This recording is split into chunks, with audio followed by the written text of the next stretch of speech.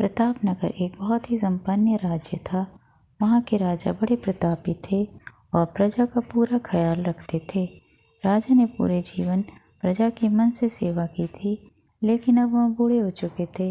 उनके मन में यह दुविधा थी कि उनके बाद राज्य कौन चलाएगा। राजा के 3 बेटे थे, लेकिन राजा यह निर्णय नहीं कर पा रहे थे कि राज्य का सबसे अच्छा उत्तराधिकारी कौन होगा। राजा ने तीनों की परीक्षा लेने की सोची। सभी पुत्रों को अपने पास बुलाया और उनको गेहूं देते हुए कहा, मैं तीर्थ यात्रा पे जा रहा हूँ, वापस आने में ज़्यादा समय लगेगा।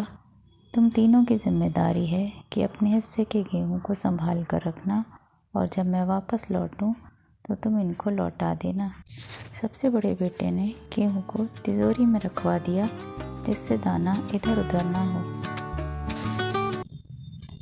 दूसरे बेटे ने गेहूं को तिजोरी में न रखवाकर खेत में डलवाना उचित समझा कि फसल अच्छी होगी, पर उनकी देखभाल करने नहीं गया।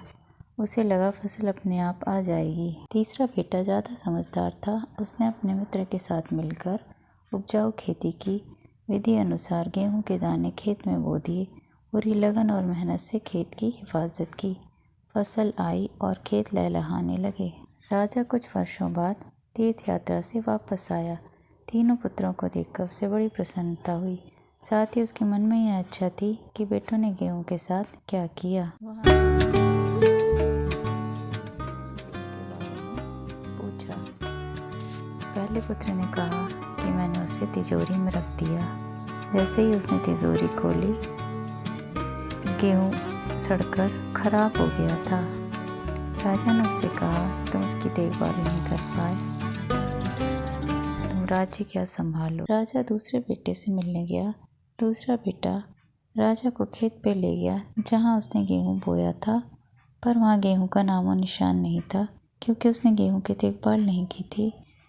खेत सूख गए थे और गेहूं भी खराब हो गया था।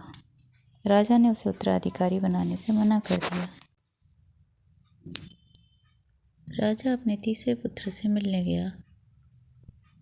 तीसरा पुत्र राजा को खेत पर ले गया। खेतों में गेहूं की फसल लहलहा रही थी। चारों ओर हरियाली और जीवन था। राजा का मन खेतों को देखकर बहुत प्रसन्न हुआ। राजा ने तीसरे बेटे को अपना उत्तराधिकारी बनाने का निर्णय किया।